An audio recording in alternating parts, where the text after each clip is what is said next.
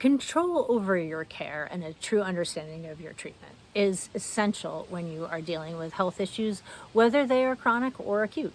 And in conventional medicine and even in a lot of alternative medicine, there is a disjointed, suppressive, plug and play approach where you're expected to just rely on the authority of the practitioner without any understanding of what is really going on and why. Whether it's headaches, insomnia, digestive issues, or everyday colds and flus, you deserve to know how to support yourself and your family at home and to understand why these tools work at the deepest level.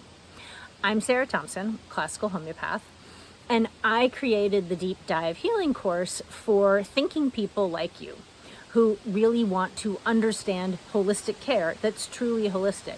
How can you use these safe, inexpensive remedies for yourself at home to help you and your family and loved ones? And when do you need a practitioner and how to get the most out of that kind of care? You'll learn to read all of the signals, all of the information that's being presented with the symptoms, and to understand the connections on the physical level, but also the mental, the emotional, and the spiritual level in this phenomenal creation that we are a part of and that is here to support us.